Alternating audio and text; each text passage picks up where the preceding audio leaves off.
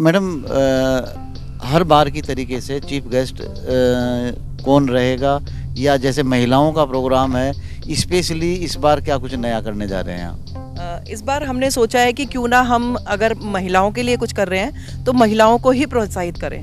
तो इस बार हमने अपने देहरादून में जितने भी लेडीज़ क्लब हैं तो उन सब की प्रेसिडेंट्स को एज अ स्पेशल गेस्ट बुलाया है। तो हमारे यहाँ जितनी भी क्लब है, जैसे नवचेतना क्लब हो गया, यूनेस्को हो गया, या सखियाँ क्लब है, तो सबकी प्रेसिडेंट को एज अ चीफ गेस्ट 12 बजे बुलाया है। दोस्तों, आपने इंटरव्यू बहुत से देखे होंगे, लेकिन हर इंटरव्यू में कुछ ना कुछ नया होता है और आज भी कुछ नया ही है। एक कहावत आपने सुनी होगी कि हिम्मत मर्दा मदद खुदा, लेकिन उसको उससे आगे निकल गई हैं मीनाक्षी गोयल अग्रवाल जी। झलक एरा की एक इन्होंने शुरुआत की, उसी पर हम चर्चा करेंगे, क्योंकि हर बार ऐसी महिलाओं को एक ऐसा प्लेटफॉर्म दिया जाता है कि जिससे उनकी एक जो मानसिक संतुलन और विकसित होता है, क्योंकि जो प्रोडक्ट वो बनाती हैं उनकी मार्केटिंग का एक स्थान दिया जाता है, एक शुरुआत की जाती है। मैडम, सबसे पहले मेरा सवाल आपसे ये है कि ये झलक एरा क्या है? ये झलक एरा एक लाइफस्टाइल एग्जीबिशन है। ये प्रीमियम लाइफस्टाइल एग्जीबिशन है। ये मैंने अपनी डॉटर झलक के नाम पे स्टार्ट किया था और इसको स्टार्ट करे हुए मुझे करीब 10 इयर्स हो चुके हैं। यानी कि इसकी उम्र 10 साल हो गई। जी बिल्कुल।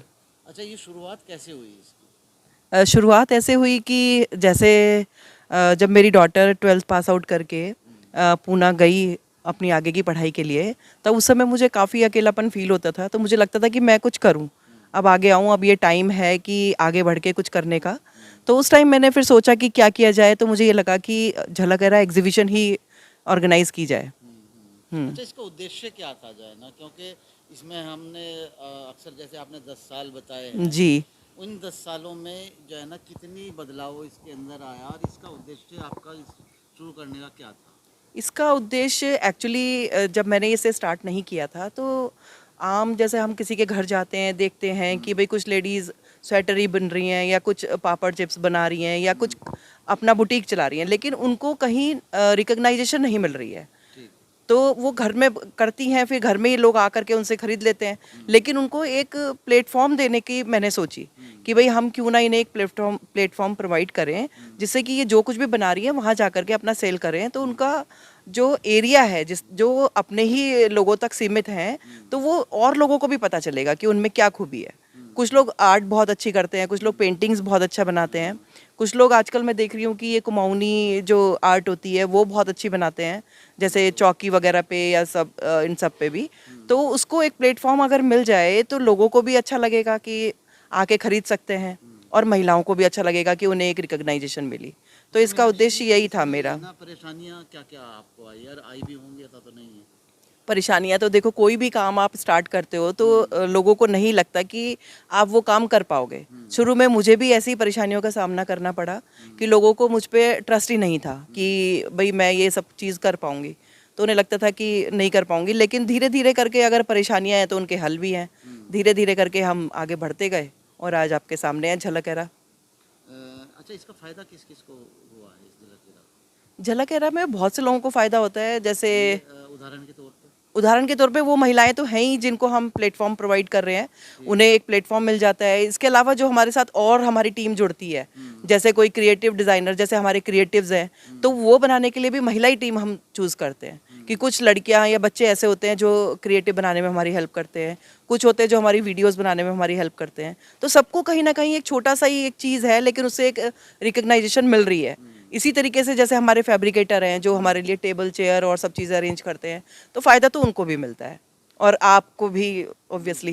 अच्छा, एक सवाल जो है ना, जो भी दर्शक देख रहे हैं या देख रही हैं, उनके जी। दिमाग में ये बात आएगी कि भाई झलक एरा बहुत कोई हाई फाई नाम उनको दिखाई देता है कि हमारी एंट्री कैसे हो। तो उसके लिए जो है ना अप्रोच, जो भी महिला अपना प्रोडक्ट बना रही हैं, अप्रोच कैसे करें आप? नहीं, वो अप्रोच कर सकती है क्योंकि फेसबुक पे, और अब तो हमारा एरिया बहुत वास्ट हो गया है, सभी को पता है। तो और अब बहुत से लोगों के मन में ये भ्रांति है कि झलक एरा में महंगे होते हैं स्टॉल, तो मैं ये भी बात क्लियर करना चाहूँगी कि ऐसा नहीं है। हमारे यहाँ स्टॉल जो है 5000 से स्टार्ट हो जाते हैं, तो उसमें हम ये है कि भाई आप बहुत ज़्यादा डिस्प्ले मत करिए, एक टेबल ले लीजिए, 2 टेबल ले लीजिए, जैसा है आपके मतलब आप गार्डन एरिया में लेते हैं तो हम काफ़ी रीज़नेबल देते हैं। बल्कि कुछ लोगों को तो हमने प्रमोशनल टेबल और स्टॉल्स भी दिए हैं कि जो लोग नहीं अफोर्ड कर पाते, ऐसे बहुत से लोगों को हम हेल्प करते हैं। झलक एरा के माध्यम से ऐसे बहुत से जो नहीं अफोर्ड कर पाते, कि उनका प्रोडक्ट रेंज बहुत छोटी है तो वो नहीं कर पाते, तो हम उनसे पैसे नहीं लेते। उनको एक हर बार हम 4-5 स्टॉल ऐसे रखते ही हैं। अच्छा, 4-5 स्टॉल हाँ। ऐसे आप रखते हैं। अब एक चीज़ है कि जो है ना, बहुत सी महिलाओं को अपने प्रोडक्ट बनाने के लिए जो है ना, एक मार्केटिंग प्लेस की ज़रूरत होती है। यहाँ आकर उनको वाकई फ़ायदा होता है। जी, आप अब की बार एग्जीबिशन में आइए 21 अक्टूबर को, तो आप आकर के उन महिलाओं से बात कीजिएगा कि उन्हें कितना फ़ायदा हो रहा है। तो मुझे लगता है कि इस फ़ायदे के बारे में वो ज़्यादा बेटर आपको बता पाएंगी। अच्छा, एक आखिरी सवाल है आपसे, जो है ना, ज़्यादा लंबा नहीं करेंगे। जी। Category of product. कैटेगरी इसमें सारे लेडीज़ रिलेटेड प्रोडक्ट्स होते हैं, जैसे बुटीक वाले भी आते हैं हमारे यहाँ, ज्वेलरी वाले भी होते हैं। उसके अलावा जो लेडीज़ घर से काम करती हैं, जैसे पापड़ वगैरह बनाते हैं, अचार वाले भी होते हैं। और ड्राइंग पेंटिंग करके अगर वो कुछ बनाती हैं चाहे कपड़े पे, फिर उसको आप फ्रेम करा सकते हो, इस तरह का भी होता है। कुछ हैंडीक्राफ्ट्स भी होते हैं, कुछ हैंड पेंटेड सूट्स वगैरह का काम करती हैं लेडीज़, उनके लिए भी होता है। इसके अलावा कुछ, जैसे अब दिवाली आ रही है तो दिवाली में डेकोरेटिव आइटम्स होते हैं, वो होते हैं। आजकल कुछ लेडीज़ जो है होम प्लांटर्स प्रोवाइड करती हैं, छोटे छोटे प्लांटर्स बना के, तो आप देखेंगे कि हमारी एग्जीबिशन में वो भी हैं। बहुत सी महिलाओं को दिवाली के प्रोडक्ट बना लेती हैं, लेकिन उसको वो जगह नहीं मिल पाती कि सेल हो जाए। तो ऐसे लोगों का भी यहाँ पर जो है ना, आना रहता है, क्योंकि दर्शक आपको देख रहे हैं। जी। अब दर्शकों को ये भी पता लगना चाहिए कि यहाँ पर क्या क्या होता आपको है। दिवाली से रिलेटेड जो भी होम डेकोर के प्रोडक्ट्स होते हैं वो सारे यहाँ मिलेंगे। प्लस करवा चौथ के लिए थाली होती है जैसे, या छलनी होती है, या जो भी सामान डेकोरेटिव आइटम्स जो होते हैं वो सब यहाँ मिलेंगे। यहाँ तक कि ट्रूजो पैकिंग वाले भी हमारे साथ होते हैं, तो वो भी आपको उनके नंबर मिल जाते हैं। तो जब कभी आपके घर में कोई वेडिंग है या आपको डेकोरेट कराना है अपना कोई चीज़, तो आप वो उनसे करा सकते हैं, आपको नंबर मिल जाते हैं। अक्सर दिवाली पे ये चीज़ देखी जाती है कि लोग जो है ना, बाहर के प्रोडक्ट इस्तेमाल करते हैं। जी। और जो हमारे हिंदुस्तानी प्रोडक्ट हैं, जो भी मिट्टी के हैं, तो क्या वो मिट्टी के भी रहेंगे, जिससे जो है ना, आने वाले जो दर्शक हैं और आपके एग्जीबिशन में जो लोग आए, कम से कम उनको ये तो पता लगे कि वाकई जो चीज़। नहीं, मिट्टी के, अब हमारी एक अदिति एग्जीबिटर का नाम है, तो आप देखेंगे उन्होंने बहुत ही खूबसूरत मिट्टी के प्रोडक्ट्स बनाए हैं। मिट्टी की चीज़ों को इतना अच्छा डेकोरेट कर दिया कि आप पहचान भी नहीं पाएंगे कि ये मिट्टी के हैं। तो आप कहीं ना कहीं देखेंगे कि हमारी, बल्कि आप फोटोज़ भी दिखा सकते हैं उन्हें कि बहुत ही सुंदर वो डेकोरेट करके, और अपनी आर्टिस्ट है अगर उनके अंदर एक, तो वो अपना उसको भी कला को रिवाइव करते हैं। तो इस तरह की चीज़ें हमारी एग्जीबिशन में सभी चीज़ मिलेंगी। अच्छा, ये आपका जो है ना, साल में एक बार लगता है या 2 बार लगता है? साल में 2 बार लगता है, 1 अप्रैल में करते हैं हम और 1 अक्टूबर में। अच्छा, कुछ डिमांड ऐसी भी आती है कि हाँ जो है ना, मैडम इसको थोड़ा सा बढ़ाओ आप। हाँ, लोग कहते हैं, बट मुझे कम से कम एक एग्जीबिशन ऑर्गेनाइज करने के लिए मुझे कम से कम 2 मंथ्स लग जाते हैं। मतलब हाँ, और मैं एक एग्जीबिशन हल्द्वानी भी करती हूँ, तो फिर 2 से ज़्यादा नहीं कर पाती मैं एक साल में। अच्छा, ज़्यादातर कस्टमर आपके यहाँ किस टाइप के आते हैं? हमारे यहाँ सारा क्रीम क्राउड आता है। देहरादून का पूरा जो अपर मिडिल क्लास है और अपर क्लास है, वो पूरा हमारे यहाँ आता है।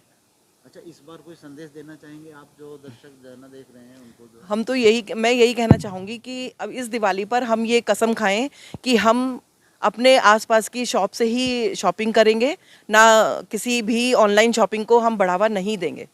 अच्छा, ऑनलाइन, ये अचानक सवाल आ गया कि ऑनलाइन से दिक्कतें किस किस को क्या क्या हो रही हैं? ऑनलाइन से सभी को दिक्कतें हैं। देखो, जो मार्केटिंग कर रहे हैं या जो डिस्ट्रीब्यूटर्स हैं या जो शॉपकीपर्स हैं, सभी को दिक्कत है। अच्छा, ऑनलाइन में धोखा भी हो जाता है?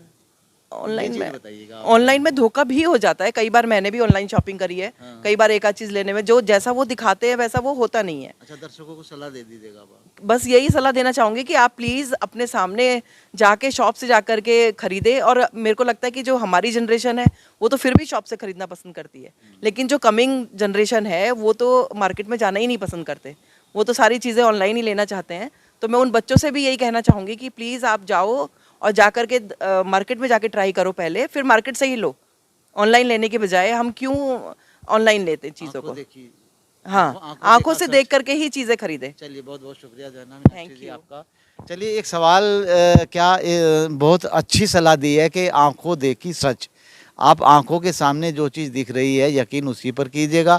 और 21 तारीख को, 21 अक्टूबर को आप होटल मधुबन में इस एग्जीबिशन का लुत्फ उठाने के लिए ज़रूर आइएगा।